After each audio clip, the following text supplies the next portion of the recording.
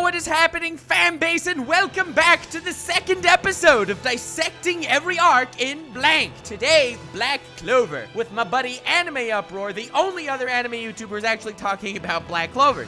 What up, guys? Happy to be here. I'm ready to dissect this anime as one would dissect the Great Moth from Yu-Gi-Oh! Great Moth from Yu-Gi-Oh! Is the worst thing Japan has ever created, but on a brighter note, steering far away from the Great Moth, which is one of the worst things ever created in history of humanity, let's talk about some Black Clover. Let's do it! Yeah, I'm a big fan of Hype Animac too. He's cool. So, in any case, we'll start with the first arc, since that makes sense, I think. It's called Arc 1, which is one of the most official names for a first arc in any shonen ever. Correct, it is the most creative and best name that I've seen. Yes. Would you like to tell me what you thought of Arc 1? Yes, so I actually first saw this arc in the anime before I read the manga. Big mistake. No, I thought it was pretty good. Like, I know last year we were all talking about it and you were all laughing at me saying, oh, this guy's actually enjoying the Black Clover anime. But I thought it was fine. For a shonen arc, I liked Asta as a character. I didn't mind his screaming at all. And I thought it was a very cool setup. And I loved his relationship to Yuno. Like, his rival was actually his friend, not like some douchey evil guy or money-hungry guy that wants to screw him over. They were like, we're friends and we'll help each other, but we still want to be the best. So I like that. It reminds me of me and you, Nux. So yeah, definitely on board. Yeah, you know what else reminds me of our relationship? That you can manage to stand the screaming guy.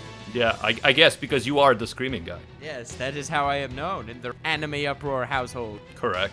Well, I also definitely agree. I'm a huge fan of the rivalry between Asta and Yuno. I really appreciate that these are two guys, they're two good guys, they have the same goal and they each want to accomplish it, but at the same time, they're not trying to kill each other to win their little dick off. Yeah. I don't know, I really appreciated that vibe. I mean, you got like Jonathan and Dio, Naruto and Sasuke, Bakugo and Deku. They were all antagonistic towards each other. It's really nice to have a main duo who, despite the fact that they're apart for a large part of the show, which makes their meetings worth far more in the long run, I really like that they appreciate each other. That Yuno's a passive-aggressive asshole, which is more like me than you. In most of the shonen anime, the rivals end up becoming more friendly with them eventually. Well, obviously not Dio, but, you know, in most shonen anime. But I like that in this one, from the get-go, they're friends, they're supporting each other, and it's a friendly rivalry. So, as far as the first arc, and aside from the rivalry, because really, it's set up nicely in the first arc, and it only grows in the future, but what else did you like about this first arc, which is approximately the first 13 episodes? Yeah, so when I went into the anime, I was expecting it to be very cliche, because I can understand why some people complained about Black Clover. It sounded like it's just copying a bunch of other anime. He wants to be the Wizard King rather than the Pirate King. He doesn't have magic like... Deku doesn't have a quirk. Yeah, exactly. So, you know, I went in with not super high expectations, but I ended up, like I said, enjoying the characters. I ended up liking how they set up the world. And, you know, I would give it about a 7.5. I didn't think it was an amazing arc, but I thought it was definitely a solid arc, which I thought it was better than people were making it out to be. So I gave it a 7, even though I did like it, and I only saw the anime on the first arc of Black Clover, and I didn't read the manga until halfway through the second arc. But all in all, I do like how he was introduced to the guild. I liked how after his entrance exam, no one wanted to accept him, even though he beat Baha Guy, which was going to be your role if I would have ever done an abridged. We didn't get to see who Yami really was. Noel was still your typical tsundere, and she didn't do anything in the first arc. It was only later that she actually became an actual good character as far as Shounen women. But the first arc, I would give a 7 out of 10. I was getting big-time Naruto vibes, and I still enjoyed it, but I didn't think it was anywhere near as amazing as it later became. Yeah, and I think that in that first arc, Asta and Yuno are the only two characters that we really get to know to a significant extent. Yeah, and while they're good characters, they're really great in the setting of the Black Clover world, which we didn't really see yet. So, yeah, I would give it a 7 out of 10, but I appreciate your score of 7.5. Anyway, arc number 2! We got the dungeon exploration arc. Early thoughts? Yeah, I thought this was an interesting arc. One thing that Black Clover does well is that as the arcs go, they bring out the backstory of the different members of the Black Bulls. In this one, I specifically remember Luck Voltia's backstory, and I thought that went... I'm so happy you said that, because we really got lucked out with this arc. I'm a huge fan of Luck. Yeah, Yeah, so I really liked that arc. I liked how they set it up with Luck and with, they had the battles with the Diamond Kingdom, and at the same time, they were developing the characters. I thought that was done really well. And I liked Mars. I liked, the whole concept of Mars and how he had to kill his best friend to pass the test, and wink, it was like wink. a crazy thing. Yes, wink, wink. So I like this arc overall, and I like the concept of dungeons. It reminded me a lot of Magi, obviously, but I still liked it. Yeah, I liked it as well. I feel like the way dungeons were introduced, it did give you another way to look at the world, because I didn't see that coming at all. And I still am not precisely sure where dungeons fit in the scheme of the Black Clover world, because if you include them, you basically have three antagonistic forces. You have the outside kingdoms, like the Diamond Kingdom, which was introduced this arc. We have the inter-society issues, like, the Eye of the Midnight Sun, which wants to rebel and all that, and that's later. And we have these dungeons, which I don't really know where they come into play. Yeah. At that point, I did almost find it jarring, because I feel like, we're being introduced to society. This is what the Clover Kingdom's like. Okay, now we have enemies coming, and we have this whole dungeon that we're going. I didn't really know what was going on. All I knew was I was a huge fan of Luck. He's my favorite kind-hearted sociopath ever. Yeah, he's pretty great, and I think the dungeons will come in later on in the story as the whole ancient magic stuff keeps being brought up, because the dungeons have rare ancient magic items and stuff like that can be done. You would need to read further in the manga, my friend, because we get to see some pretty wacky ancient magic that's going on right now. Well, we're talking about the arcs of the anime Nux. True, but your prediction was wrong. No offense. All right, listen, I'm trying to make this an enjoyable experience for the listeners here who may not have read the manga. Nux. Yeah, okay, fine, you're right. We can make up cool theories for anyone who hasn't read the manga. We'll only be covering the anime arcs, so that's the first 6 arcs. And if you like it, maybe we'll do a sequel and cover the manga ones, which will give Animac some enticement to read it. Yes, I'm gonna get there very soon. I'm already beyond the anime and the manga, so I will be getting there very soon. Very cool, Animac, very cool. But as far as this arc goes, I did like the dynamic between Asta and Yuno. Again, I know that we're bringing it up again as the high point for the arc, but them meeting after becoming wizards in their respective guilds, where their guildmates can respect each other, like you have that metal guy that respected Asta even though he had no magic and he was from common birth. I feel like that did well to show you a lot about what the society's about. It's about someone who's either a noble or has high mana stores, that's on the top, and then you have your non-noble, non-high mana store guys on the bottom of the totem pole, and that's really what Asta is and what Asta's trying to destroy about the society. We got introduced to that, and I would give the dungeon exploration arc a 7.5 out of 10. Well, I think we forgot the most important thing about the dungeon exploration arc, and that is that we Tsundere Lolly Fairy Lady! You're right! Good call, Animac! No, Mimosa! We got to see a love triangle between Mimosa and Noel and Asta. Mimosa's a terrible character, don't at me. No, Mimosa is a good character. Don't be a dick. Okay, whatever. But no, I would give this also a 7.5, maybe close to an 8 even. I'm kind of split there. Alright, so, well, your indecisiveness aside, let's move on. Yeah. Okay, arc number 3, we got the Royal Capital arc, which spanned from about episode 20 to 28 in the anime. Any takeaway thoughts, Mr. Mac? I love this arc. I thought this arc was amazing. I love this arc too! Yeah, this is the arc that really got me to be like, yo, this show is good. This is a great series. I loved Fugolion, obviously. Great character. Fuegolion, because fuego is Spanish for fire. I don't know, I prefer saying Fugolion, but Fuegolion is also acceptable. Whatever you like. Yeah, sure, okay. So I liked Fuegolion. I love Chrono, the Wizard King. He's an incredible character. Oh, both of those characters are amazing. Yeah, Julius is an amazing character and very interesting character as well. I have to agree. So even the arc just riding on those two characters alone is a classic arc. So before me telling you what I liked about this arc, for me it's a 9 out of 10. I would give it an 8.5. It hooked me instantly on the manga. I read the whole manga in one day, and I basically started with this arc since I saw arc 1 and Dungeon Exploration, the anime, and then I decided, all right, let's try it, and the Royal Capital arc completely hooked me. I feel like we got to learn about all the magic captains in this arc. We got to learn about the entirety of how society is running. Not the outskirts of society per se, but the inner working of the heart of society, which is the Magic King which is the captains, how they regarded each other, how they looked down on Asta instantaneously, just like we've come to learn from Metal Dude in the last arc, and how Asta manages to exceed all of their expectations, with Fuegoleon's epic line being weak is nothing to be ashamed of, but staying weak is. It's such a powerful line, and it resonates in every single moment of the anime, because you have characters like Finral or whatever, who are always considered weak throughout their entire narratives, and then they realize, I'm not going to stay weak, and that's what becomes strength. Yeah, So, and dicks he actually, out to Fuegoleon. he specifically says this to Noel, and it very much applies to Noel, like right in a big way. So again, great world building in this one. Fuegoleon and Julius, great characters. We learned a lot about the different captains, the society. 8.5 for me. Yeah. Again, still 9 for me.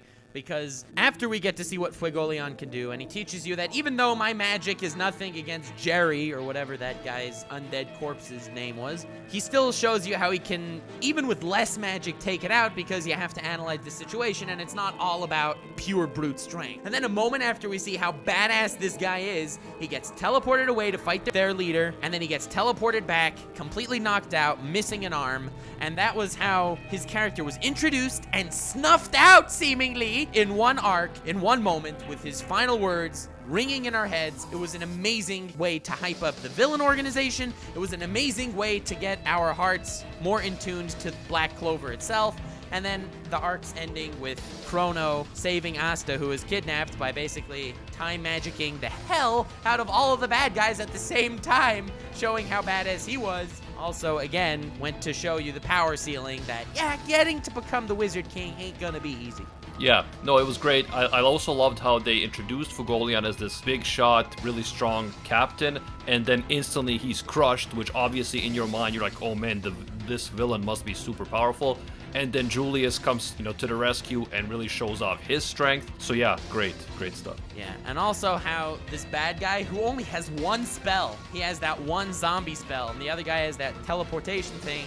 They work together, and they basically screw up the entire capital with 2 basic spells. I mean, they teleport away all the captains, and then they have this undead army attack. I don't know, I thought it was really great planning on the villain side of things, and going to show that it's not just nobility, because they're anti-nobility as well. Can we also give some props to Charmy for saving the day?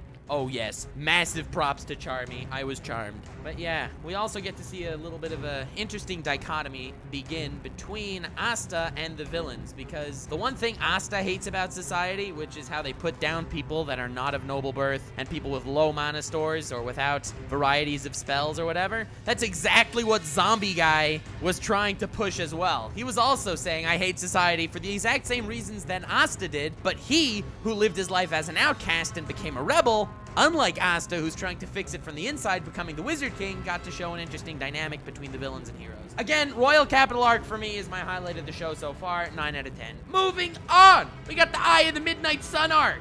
Animac, take it away! Yeah, this arc is definitely interesting. We got another backstory for this one. We got Ghosh's backstory. Yep, correct. Very creepy dude, but very cool magic that he has, the mirror magic stuff. I was impressed with that. Again, in this arc, I really saw how in Black Clover, combining magic can lead to really cool battles, really cool magical battles where your different people are coming together, combining their magic in order to be stronger, whereas on their own, they would not stand a chance. So there's a lot of strategy there and teamwork, which is not always the case in Shounen, so props on that. 100%. For me, the Eye of the Midnight Sun arc did 3 major things. I would say it introduced Ghosh's character and got us really to fall in love with the Black Bulls altogether. We got to see that Yami's interest in selecting members are people with potential as opposed to people that fall into society's understanding of what is good and what isn't. So Ghosh, who's a total nutcase, has the potential to become someone really special. So Yami included him. It got us to know a lot about Yami's character through that as well when he came to fight Licht with his black magic versus Licht's light magic. Also, stellar fight. And honestly, Yami, who's probably one of the fan favorites of the entire series, and one of my favorites, of course, is a really incredible character. Like, Licht starts making fun of him by explaining his own epic backstory and why he started the whole Eye of the Midnight Sun, and then you got Yami says, well, my backstory was, I was born in Japan, and I came here and whatever. They all treated me like scum. So I became the strongest, beat the heck out of all of them, and they worshipped me. And Licht's like, okay, so what does that pertain to our current situation? He's like, nothing. You told me your backstory, so I wanted to tell you mine. I'm a huge fan of Yami. Yeah, I think Yami is an amazing character. He may be my favorite character. It's probably between him and Asta for me, but I definitely love him. And I love how he basically takes these outcasts, helps them, sets them on the right path, and turns them into the Black Bulls. And this is why the Black Bulls, honestly, I think are, some of the best cast of main characters that I've seen in any anime. Like, I love these guys. Yeah, same here. And you get to see really where Yami's coming from through this arc. Like, he has Finral as his personal teleportation guy. He's like, I don't really need you. I just have you here to get me places faster. It's so Yami's type to say that, but it's also so Yami's type to let Finral think that until Finral can become his own person. Like, Yami guides everyone to surpass their limits with doing as little as possible. Like, he teaches Asta Ki in the most low-key, get it, way possible. Which makes sense, right? Because he is letting people learn on their own, and when they learn on their own, that's when they're gonna learn the best, rather than having someone lecture you in class or something and make you memorize things, which we all know, having gone through school, is super boring and you forget it the next day. Which is why Yami is a greater senpai, sort of, than like Orumaidu, in my opinion. Yes, I think you mean sensei. I do, you're right. God. This arc also introduced the battle system of Black Clover, which is one of my favorite battle systems ever. In fact, it's my third favorite battle system ever. We got to see how someone gets stronger with their magic powers and how their grimoire learns new spells and how it's purely based on character development. Like, for example, we got Gauche. Gauche had the worst backstory ever. Okay, he didn't. That was very much of a exaggeration on my part to make the next part sound epic. But Gauche had the worst backstory ever! He loved his sister, so he was locked in jail. How terribly sad. Anyway, so Yami took him out of jail, and he went through his life never trusting anyone, never wanting anyone to get close to him, because that in turn would make them close to his sister, which he didn't want. He's overprotective in not a sexual way at all. But through learning to trust others and to trust Asta, he got a new page in his grimoire where now he can make perfect clones of his allies and not just himself. Yeah. And Asta's gonna end up marrying his sister, which is gonna suck for him, but that is just the way things go. Yeah, that would be something. Oh man, his sister just did something in the manga and it was so epic, but I'm not gonna tell you because that's a spoiler. Okay, cool. I'll wait to find out. But one thing that we didn't bring up yet from this Midnight Sun arc is perhaps the best part, and that is, of course, Sally. One thing Gozen pointed out, and I agree with him, she's like a mixture of Toga and Mei from Boku no Hero. I hear that. I really hear that. That's solid. Yeah, she's like a psycho, yandere, mad scientist, all rolled into one. And she definitely has some cool fan service pics in the manga that I was like, And not gonna lie, in the recent arc of the manga, just like 3 chapters ago, she did something so damn cool! You know how you always praise the current arc of the 7 Deadly Sins manga? How everything's like coming together in this massive battle? Yes, I do. Not gonna lie, it's got nothing on what's going on right now in Black Clover. Oh, okay, well then, that is high praise. I really have to finish the manga. We'll do it soon, and then we can do a part 2 to this video. If the people like it, please like us. Please, we want to do a part 2. Please slap a like, 3.5 likes, and Animac will finish the manga and we'll do a part 2. But, by the way, when I say I like it more than the current arc of the 7 Deadly Sins, it's because I prefer the 7 Deadly Sins overall to Black Clover because of the psychology of the characters for the most part. I feel like the characters in 7 Deadly Sins are far more ingrained to the theme of the story, and therefore I feel more towards them than Black Clover. But as far as the fights go, Black Clover's top tier. It really is. Yes, so I think that the 7 Deadly Sins and Black Clover both have an amazing cast of characters with great backstories, and these two I would really single out as doing it amazingly well. Whereas, as much as I love Attack on Titan and Boku no Hero, they can't compare in that aspect, in my opinion, in terms of the interesting characters and how they kind of mesh with each other. Yeah, I would agree on that. So I would give the Eye of the Midnight Sun arc, which, by the way, introduced the Eye of the Midnight Sun, which we didn't really talk about, and also introduced a bunch of the captains to fight the Eye of the Midnight Sun, which we didn't really talk about. I would give it an 8.5 out of 10. I would also give it an 8.5 out of 10. hype. But as far as the other captains go, just getting introduced to the guy with the coolest ponytail coming out of his bangs, which, I don't know, that should be illegal. But it is, and he says that my rival Fuegoleon would never lose to someone as lame as you, basically. I don't know, it was a throwaway line that I really loved, because it got to show that the captains have dynamics against each other in a past generation as well. Like, they were also gunning to become the Wizard Kings. I don't know, I'm a huge fan. Yeah, Noel Silva, Noel's brother, is the one that does this, and I thought it was cool because up until this point, he's like this elitist, nobles are better than common peasants, douche guy who's mean to Noel because she isn't as powerful. And then he actually ends up having some character development where he's like, no, you can't measure up to Fuegoleon. Like, he actually supports him. And then when his brother is like, oh, look, he got defeated, he's like, don't you dare. You wouldn't have lasted a second out there. I'm paraphrasing. Yes. But yeah, I thought that was cool. Good on Noel. And also that girl that's there that says that all men are petty and not worthy of women. And she's meanwhile in love with Yami. Yeah, that's Charlotte. Yeah, Charlotte is the captain of the Rose. And she is the one that uses Briar magic. And she is in love with Yami, but she doesn't admit it. Which is hilarious. Yeah, and then her, the member of her... That's the best ship in the entire show, though. I don't know, it's interesting, but... And Yami's a badass, but, like, right now, the best ship for me is me and Vanessa. Well, You didn't read the manga! You don't know Merolio Leona! She is best girl in all of Shounen, so... whatever. I can't handle her. I think I can handle Vanessa. Okay, sure, whatever you say, man. But yeah, 8.5 out of 10 from both of us. Eye of the Midnight Sun arc introduced us to the battle system of Black Clover, and Yami versus Licht is probably my favorite fight of 2018. It was great.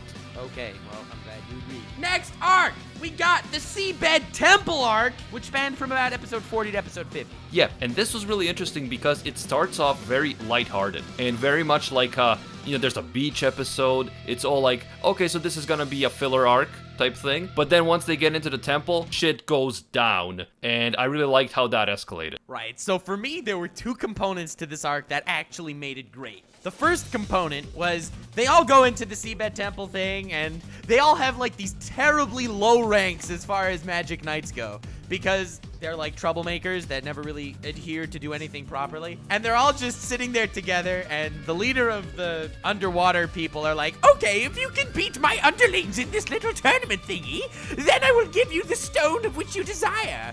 And then Yami's like, okay, my guys will take them on, and he's like thinking to himself with this ultimate evil dialogue. Little do they know, they're a far lower rank than my men. And meanwhile, they're just low rank because they're like assholes, but they destroy all the Seabed guys. In like 2 panels in the manga, they lose like half their guys. Sadly, the only one that actually lost was Charmy. Yeah, I know. Charmy's like the strongest wizard ever, though. Charmy was put to sleep, and she actually lost, and everyone else kicked their opponent's ass. Yeah, and then Veto came.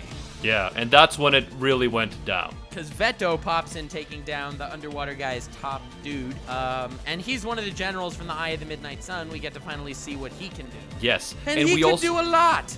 Yeah, but we also get to see so much great teamwork with the Black Bulls versus Veto that I thought, again, just emphasizes that this has a great, as you said, power system and great battle tactics and fights. Yes, I'm really glad you said that, because it was one after the other, really one-upping itself as far as bouncing the characters of the Black Bulls against each other. Like, first you had Magna and Luck against Veto, and even though they lost, that was one of my favorite fights. Like, they were working their utmost, hardest, working together, shooting fire and lightning at him, but, Veto was stronger, sadly. But they really did their best and grew as characters over there. Yeah, it was a great bromance fight. There's a great bro-ship over there. Yeah. And then you, had the next group come in, like the underwater dancer guy and the underwater singer lady, and they both had their dreams crushed by Veto. He crippled the dancer guy, and he basically crushed the vocal cords on singer lady, which was actually very sad and really made you want to see Veto die a painful death. Did it make you despair? Ooh! That part was a bit cringy, not gonna lie. Thank you very much. I'm here all night. No, not your joke. Veto's lines. So, did you, despair yet? Because my name is Veto the Despair. Yes. Get it? Yeah. So, and then we got a great Noel moment. This is the moment where Noel evolved from typical shonen useless bimbo whammon to slightly useful bimbo shonen whammon. Yes, her magic really came into its own in this arc. This is really, in terms of Noel, this is her, like, actually, taking things into her own hands and kicking ass moment. So for big fans of Noel, it's her second biggest kicking ass moment, because unfortunately you have not read the manga, and like 10 chapters ago she had her biggest moment by far. No, but I said this was her first big one, like the one where she actually goes from, oh, I can't control my magic because I'm so insecure, to, in order to help my friends, I will overcome, I will surpass my limits, as Yami says, and I will kick some ass. And, of course, in the great words of Kakashi Sensei, which he didn't really say, but I'll be paraphrasing here, you'll have to do a lot of hand signs to make a water dragon jutsu. That's very deep, by the way, because hand signs is like mental preparation, and she literally used this massive water dragon, so I'm gonna coin that one. Nux Taku 20, oh my god. I'm recording this in 2018, but editing this will definitely take till 2019. Yes. So, many hand signs to make a water dragon jutsu. Nux Taku 2019. Leave a like if you cried. Also, we got Yami's "What's up, bitches" moment. Yeah, where he's like, Yami really shined in this one as well, and you saw how much the Black Bulls actually love and appreciate him, and for good reason. And how much he loves and appreciates the Black Bulls. Exactly. Like, he sees things are getting too rough, so he says to the sea guy, okay, I'm going in. And he's like, no, but the game is not complete. You can't break through the barrier thingy. And he's like, I could have always broken through the barrier thingy. I just wanted my boys to show you what they can do. Then he just goes in and black holes the hell out of Veto. He really has confidence in all the Black Bulls to an extent, that he's like, yeah, they're endangering their lives, but this will be good for them. Let them do it. Let them do it. Thanks, Dad. Yep. But also, like, he comes in, and then Veto's about to self-destruct and blow up everyone, and he's like, okay, guys, move out of the way. I'm about to surpass my limits.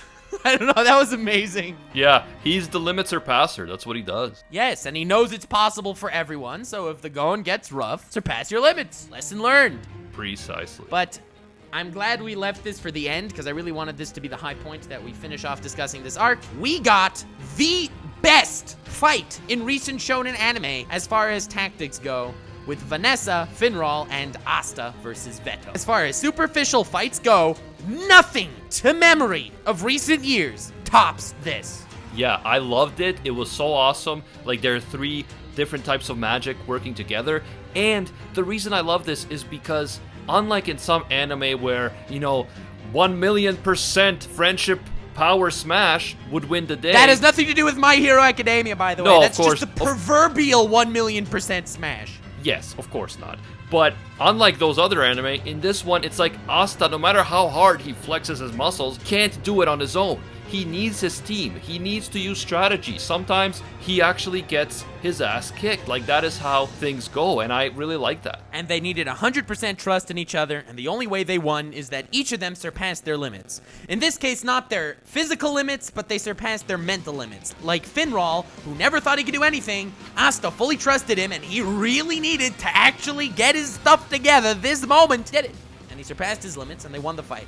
Or at least, and then Veto got up, and then Yami, what's up, bitches, and beat the hell out of him, because Yami's a beast. But I would give this arc an 8 out of 10, personally. I actually gave this arc an 8.5. All right. Well, I like this arc a lot, so no complaining.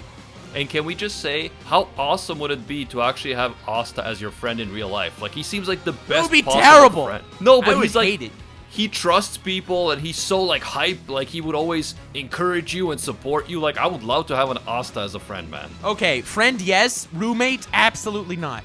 Okay, no. He would make you feel like shit that he's always working out and you're, like, eating Cheetos in bed. Yes, that's true. Yes, precisely. He would be the worst roommate ever. Okay, 6 a.m., alarm rings. From the other room. No, it would be a disaster.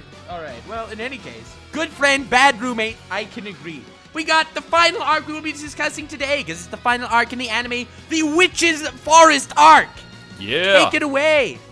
This is actually my favorite arc so far, to be honest with you. Oh! Yes, because I loved how, we are exploring the Witch's Forest, an interesting new realm that keeps being connected to different characters in the story.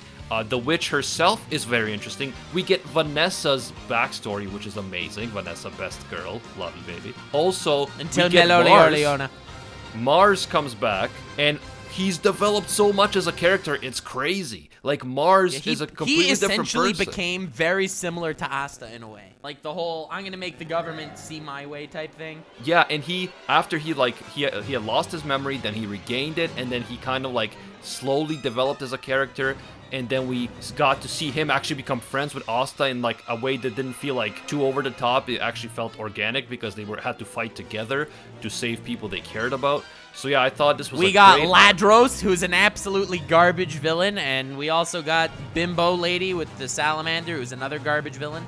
Well, you're talking about Fauna? Yeah. I thought the Fauna thing was interesting because of obviously what we know, how how she interacts with Mars. See, what I liked about her is how she developed into becoming less of a villain. But as far as villain goes, she was just like, destroy everything! And I was just, okay, no thank you. No, I know, yeah, these Midnight Sun guys, when they're being controlled, are pretty, one note, one-dimensional. But yeah, Except for the third one. I liked how Mars did, interacted with Fauna, and how she also, the fact that, oh my god, she's not dead, kind of like also helped him develop as a character. There were some things that, yeah, like Ladros was a weird villain. Like, I'm okay with him, like his motivation is like, I'm just gonna use everyone to get my way. That's the only way you get about in the world. Like, there are people who really think that way, so that's cool with me. But then when he's later, like, he gets defeated and he's like, you know what, guys, we're all good now, right? Everyone's good. And Asta's they're like, okay, let's hug. That part to me was lame, I have to admit. It's like, yo, this guy just said he's gonna use you all. Like, you can't just be like, oh, we're all good now. But the witch, the witch queen of the witches, is a very interesting character. And I think she's my favorite villain in the arc. Oh, you beat me to it. I was gonna say that she's my favorite villain so far in the entire show. Okay, I'm with you on that. Well, so far being until where we're up to the anime. Yeah, in the first 6 arcs, correct. So she's my favorite villain. She's mysterious. She has some stuff hiding. I think she has a lot of potential in the future. Again, we'll see what happens in the She has a really cool philosophy. She's not the I want to take over the world type. She's all powerful, seemingly, but still, it's not like she wants to help anyone. She just wants things to go her way. Yes, and she's like very, very much interesting in that sense. It's like she has this like idea of family, which is completely insane, and she has this like crazy ancient understandings of magic. She's been alive for hundreds of years. Who knows all the stuff she's hiding, all the stuff she's planning when she actually sees Asta, and after the arc ends, like, she leaves, but it's like, what is she up to? I really like that. Yeah, and just to touch on the previous point, Licht is my favorite villain we've met so far, but you only really see why later, so I hear. Okay. Sounds good. But as far as this arc goes, I feel like, we had Finral, we had Vanessa, we had Asta there, so they tried to do that trio magic again that worked against Veto, but due to conditions that are, well, their control, because, Veto can't shoot massive bursts of fire, it did not go so well. It's not like it's the ultimate formation that will defeat anyone. It just can't do that. Yeah, which is, again, cool because it's, you have to stay on your toes and keep switching things up. Keep adapting. But as far as my 2 favorite points of this arc, one would be the dynamic of how they got there. Like, Asta broke his arms and they thought he would be crippled for life. So the entire Black Bulls Guild, without telling anything to Asta, completely split up. They went to the different ends of the earth. You have Gauche and Gordon in the library researching how to cure him. Luck and Magna going to a dungeon to take on this entire dungeon by themselves to try to find some crazy ancient magic, and when they come back, it's hilarious.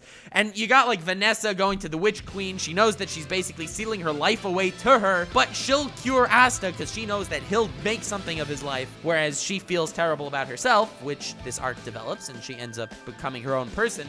Well, if I can comment on your first point, I actually, I totally forgot about this, but yeah, I thought that was amazing, the moment when Asta's like all kind of desperate and he's like, fate keeps forsaking me. I was born with no magic. All I had was my arms that I trained so hard all my life, and now I can't use my arms anymore either. I can't lift our sword. Like, he gets a bit depressed, but then he's like, but look, I've been blessed with such great friends. And I was like, yes! Yes! See, that's power of friendship done right. That was a really touching Exactly, moment. That's like... And then it enters with Vanessa going to the Witch's Forest to save Asta, and because Asta is the type of person that she went there to save, he went there to save her! Yes. I don't know, I'm a fan of Asta. A lot of people say he's very one-note, power of friendship-y, but I don't know, I feel like he's just a genuinely really good dude. Yeah, and it's interesting because, as you said, it's like the real power of friendship in the sense is friendship motivates you and emotionally it supports you, but it doesn't make you win any fight just on its own. And in Black Clover, I think they do a great job of saying, yeah, we're friends, but now we have to actually figure out a strategy to combine our magic to fight together effectively against these villains, not because I will it hard enough and I love my friends so much, I'm just gonna crush everyone in my way. 100%, man. Couldn't have said it better myself. But also we got Black Meteorite. Yeah, new move. So this was a, new form of the main character that I actually really appreciate. For the most part, new forms, unless they're foreshadowed, annoy me. Like, because the main character's pushed to the wall. There's nothing he's gonna do. Boom! New form! Hell yeah! Power of friendship, take them down. But the witch lady was explaining how, since he's the only one that has no mana, and since he's the only one that can use anti-magic, he can absorb the anti-magic and basically use it as a buff to himself. And that gave him black form. It was a bit stretched, but I do appreciate it in all, because I feel like there's only so much Asta as a character can grow in strength with just working out. Yeah, and I thought that, for a while there, I was afraid that we were going to have another Asta has a nine-tailed fox living inside of him. But it turned out that actually he's not special, but because he's not special, he has this one advantage that allows him to use this weapon, this sword, this grimoire more effectively. So I buy that logic. So I don't know about the whole logic part that I buy, but I really buy the ideology behind it. I like the fact that being that he is not special, that's what makes him special. Yeah. As opposed to, let's say, you use Naruto as an example. Naruto has the nine-tailed fox. Someone else could have the nine-tailed fox and can train to use it well. I hear what you're saying there. And it's by the fact that he's nothing that he became something. And you know what I really liked? I really liked when the witch is controlling Asta, and she's forcing him to kill Noel. And he's trying to fight it, obviously, but unlike some protagonists, who will not be named, who have a mysterious power inside of them that allows them to mysteriously destroy Shinso's quirk. Shinso not necessarily being from My Hero Academia. This is a proverbial Shinso. Of course. Asta, he tries to fight back, but he can't do it on his own. He can't. He has to have Vanessa's help. Vanessa has to advance her magic. She gets the red thread of fate, and that is what stops the witch. Not Asta on his own with his own, power of friendship. And by the way, Vanessa's red string of fate is essentially fairy glitter that Kana used in Fairy Tail. In fact, Vanessa, and this is the reason why she's not best girl for me, Mac, I'm sorry, is basically Kana from Fairy Tail. I don't think I've watched enough of Fairy Tail. Same drunkard lady, always wearing underwear, gets like this crazy OP power that she occasionally uses sometimes, has a whole, daddy or mommy complex depending on which anime. I don't know, maybe that's why, for me, Vanessa's not best girl, whereas I see why she would be for you. Leona, whose name I will never pronounce right ever, is best girl in Shounen, period. Well, so Kana is the one that's like really violent though, right? She's not only drunk, really, but she also fights. Well, Vanessa also fights. I mean, not like to that extent, I would say. Like, I watch some Fairy Tail, but obviously not as much as you. You Fairy Tail fanboy. Yes, and I will say that with pride.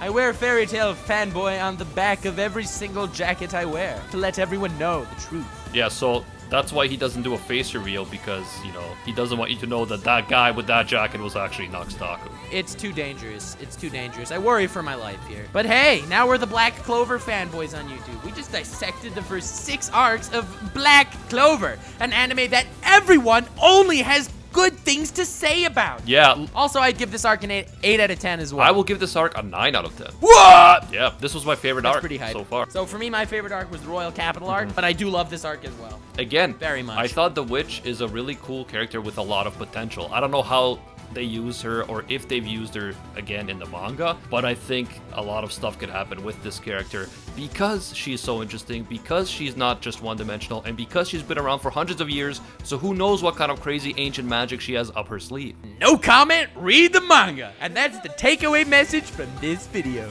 Please support the official release. Or not, and just watch our videos and stuff. But hey, support the official release too. The official release doesn't mind if you support. Yay. Okay, now with that very nice preachy message out of the way, that wasn't really preachy because I sarcasmed it. Anything else you'd like to say? Any overall thoughts? No. Because I think we did a pretty good job. Yeah, I mean, I'm really enjoying the series so far. As I said, more than I thought I would, and I am looking forward to getting caught up on the manga and just seeing what the anime does. Yeah, really enjoying it so far. All right. Well, in that case, thank you so much to everyone who watched until this point. Let me know in the comments if you like these dissecting arc things, because I actually have a really fun time making them, because I get to bounce my opinions off someone else, which is really appreciated. Thanks for coming, man. Oh, my pleasure. Always a fun time with you, Nux.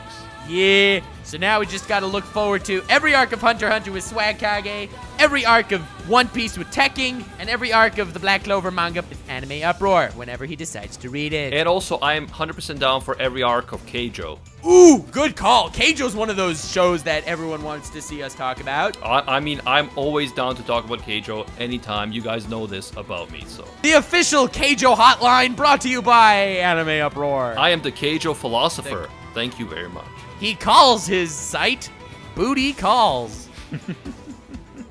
All right, so with all that said, link in the description to AnimeUproar. He just uploaded a Black Clover video, if I am not mistaken. Yes, it's there right now. Go check it out, guys. Dope. So link in the description to AnimeUproar. Definitely send him some cringe from the hearts of the fan base to his comment section.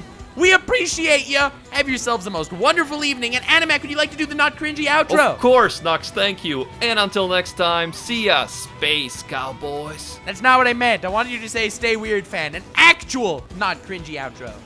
Fine, So, and stay weird, fam. Dope.